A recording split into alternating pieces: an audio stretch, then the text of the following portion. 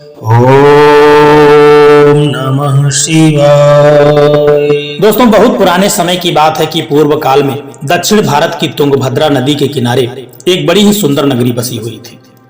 उस सुंदर नगरी में एक आत्मदेव नाम का सदाचारी, विद्वान और धनवान ब्राह्मण रहता था। उस ब्राह्मण की स्त्री का नाम था धुंधुली। वह बड़ी ही कलहकारिणी थी और हमेशा घर में कलह पैदा करती रहती थी। उस ब्राह्मण दंपति को सब प्रकार से सांसारिक सुख प्राप्त होने पर भी संतान का अभाव बहुत दुख देता था। उन्होंने संतान के प्राप्ति के लिए बहुत से प्रयास किए, बहुत से हवन कार्य किए, बड़ी पूजा पाठ करवाई। जहां जिसने जैसे कहा वैसे ही सारे प्रयत्न उसने किए, परंतु वे सारे कार्य निष्फल रहे। और इसी चिंता में वह ब्राह्मण, एक दिन की बात है कि अपने घर से निकल करके वन में जाकर एक तालाब के किनारे पर बैठ गया। बड़े ही उदास मन पर वहां बैठा हुआ था। उतने में ही क्या देखता है कि वहां एक सन्यासी महात्मा के उसे दर्शन हो गए। ब्राह्मण ने जब उस महात्मा को देखा तो उनसे अपने दुख का सारा वृत्तांत कह दिया। महात्मा को ब्राह्मण की ऐसी दशा देख करके बड़ी दया आ गई और उन्होंने ध्यान के द्वारा उसके प्रारब्ध को जान करके कहा कि ब्राह्मण, तुम्हारे प्रारब्ध में 7 जन्मों तक संतान प्राप्ति का कोई योग नहीं है, अतः तुम्हें संतान की चिंता छोड़ करके भगवान में मन लगाना चाहिए। परंतु ब्राह्मण को महात्मा के वचनों से संतोष नहीं हुआ। वह कहने लगा कि महाराज, मुझे आपका ज्ञान नहीं चाहिए, मुझे तो संतान चाहिए, नहीं तो मैं अभी आपके सामने अपने प्राण त्याग दूंगा। ब्राह्मण के इस तरह के हठ को देख करके महात्मा ने कहा, तुम्हारा इस प्रकार हठ करना उचित नहीं है। विधाता के लेख के विरुद्ध पुत्र प्राप्त होने से भी तुम्हें सुख नहीं होगा, किंतु फिर भी तुम नहीं मानते हो तो यह फल ले जाओ, इसे तुम ले जाकर के अपनी स्त्री को खिला देना। इससे तुम्हें जो पुत्र होगा, परंतु तुम्हारी स्त्री को चाहिए कि वह पुत्र उत्पन्न होने के समय तक पतिव्रता रहे, हमेशा सत्य बोले, दान करे और एक समय भात खा करके अपने जीवन का निर्वाह करे। इससे तुम्हें अच्छी संतान प्राप्ति होगी।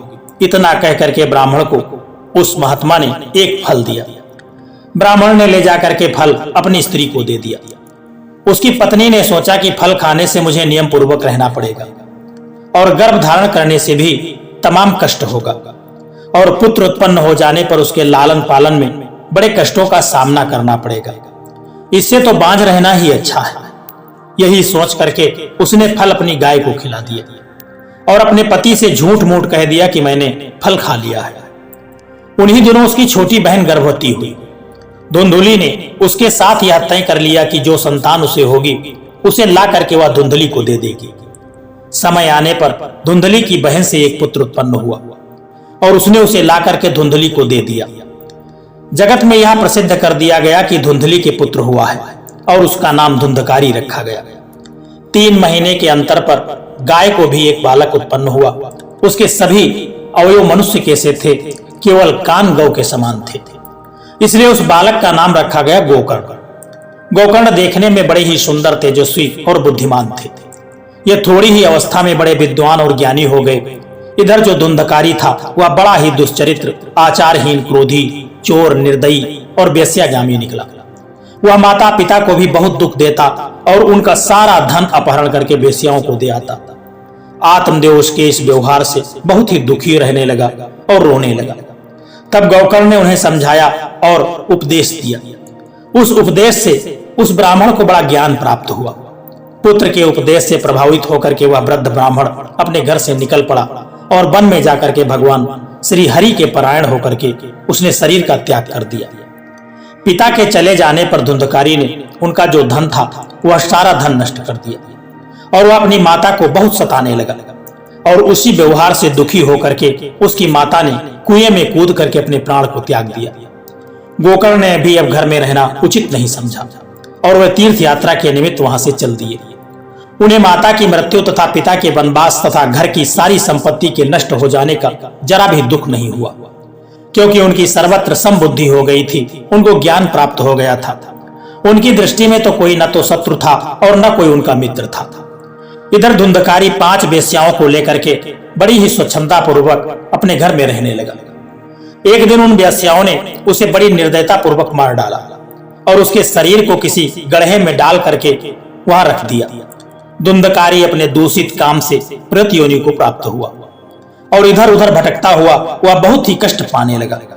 गोकर्ण ने जब उसकी मृत्यु का समाचार सुना तब गया जाकर के वहां उसका श्राद्ध किया और फिर जिस जिस तीर्थ में वे गए वहां उन्होंने बड़ी श्रद्धा के साथ उसे पिंडदान दिया।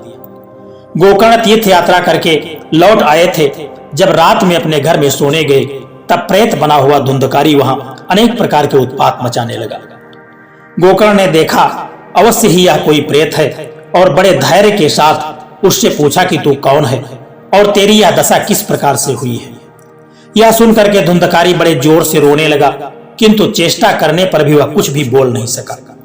तब गोकर्ण ने अपनी अंजलि में जल लेकर के मन ही मन कोई मंत्र पढ़ा और उस जल को उस प्रेत के ऊपर छिड़क दिया, जिससे वह पाप मुक्त होकर के बोलने लगा।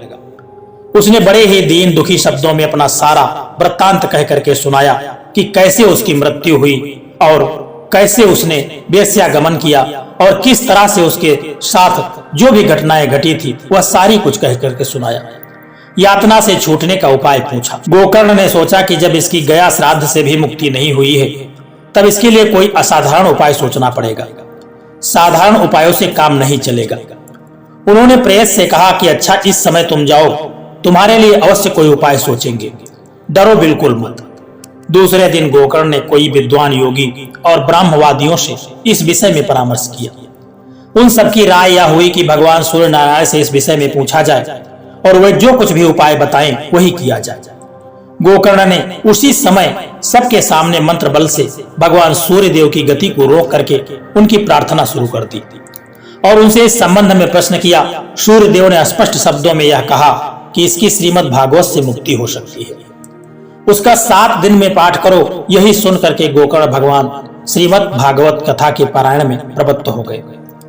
गोकर्ण के द्वारा श्रीमद् भागवत के पाठ का समाचार सुन करके आसपास के गांव से बहुत से लोग वहां एकत्रित हो गए। जिस समय व्यास आसन पर बैठ करके गोकर्ण ने कथा कहनी शुरू की, उस समय धुंधकारी प्रेत भी कथा के मंडप में आया और बैठने के लिए इधर उधर स्थान ढूंढने लगा। उसने देखा कि वहां 7 गांठों का एक ऊंचा सा बांस खड़ा है। वह वायु रूप तो था ही, उसी बांस की जड़ में एक छिद्र से घुस करके वहां जाकर के बैठ गया। ज्यों ही सायं का समय हुआ, ज्यों ही सायंकाल हुआ और पहले दिन की कथा की समाप्ति हुई, लोगों ने देखा कि उसकी जो बांस वहां पर गड़ा हुआ था उसकी एक गांठ बड़ी ही कड़कड़ाहट के साथ टूट गई। दूसरे दिन दूसरी गांठ और तीसरे दिन तीसरी गांठ, इसी प्रकार से 7 दिनों में उस बांस की 7 गांठें टूट गईं और कथा समाप्त होते होते वह धुंधकारी प्रेत योनि को त्याग करके दिव्य रूप को प्राप्त हो गया। लोगों ने देखा कि उसके गले में तुलसी की माला पड़ी हुई है, मस्तक पर मुकुट विराजमान है, कानों में कुंडल सुशोभित हैं, उसका श्याम वर्ण है और वह पीतांबर पहने हुए है। यह गोकर्ण के सामने आकर के खड़ा हो गया और हाथ जोड़ करके कहने लगा कि भाई गोकर्ण, तुमने मुझ पर बड़ी दया की है जो मुझे इस प्रेत योनि से छुटकारा मिला है। अब मैं इस दिव्य शरीर को प्राप्त करके भगवान के परम धाम को जा रहा हूं।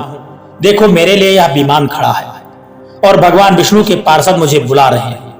यह कह करके वह सब लोगों के देखते हुए विमान पर आरूढ़ होकर के भगवान विष्णु के परम धाम को चला गया। श्रावण के महीने में गोकर्ण ने फिर उसी प्रकार श्रीमद् भागवत की कथा कही। कथा समाप्ति के दिन स्वयं भगवान अपने पार्षदों के सहित अनेक विमानों को साथ लेकर के वहां प्रकट हुए और जय जयकार की ध्वनि से आकाश गूंज उठा। भगवान ने स्वयं अपना 5 जन शंख बजाया और गोकर्ण को हृदय से लगा करके अपना चतुर्भुज रूप प्रदान कर दिया। देखते देखते मंडप में उपस्थित श्रोतागण भी विष्णु रूप हो गए और उस गांव के जितने भी लोग थे वे सब के सब महात्मा गोकर्ण की कृपा से विमानों पर बैठ बैठ करके योगी दुर्लभ विष्णु लोक को चले गए। भक्त वत्सल भगवान श्री अपने भक्त के साथ लेकर के गोलोक को चले गए। इस प्रकार उस महान भक्त ने अपनी भक्ति के प्रभाव से सारे गांव का कल्याण कर दिया और अपने भाई का तो कल्याण किया ही। दोस्तों, यह कहानी हमें सिखाती है कि व्यक्ति के पास धन दौलत चाहे कितना ही हो, लेकिन यदि उसका व्यवहार और उसके विचार सही नहीं है तो धन को नष्ट होने में जरा भी समय नहीं लगता है। और जब वह धन नष्ट हो जाता है और संस्कार जिसके पास नहीं है उसकी दुर्गति भी बहुत होती है। इसलिए हमेशा व्यक्ति को अपने विचारों को शुद्ध रखना चाहिए और भगवान की सेवा में लगे रहना चाहिए। दोस्तों यह कहानी आपको कैसी लगी है एक प्यारा सा कमेंट करके जरूर बताना। और यदि वीडियो आपको अच्छा लगा है, पसंद आया है, तो इस वीडियो को लाइक शेयर करना और चैनल को सब्सक्राइब करने की भी कृपा कर देना। जय श्री कृष्णा, राधे राधे।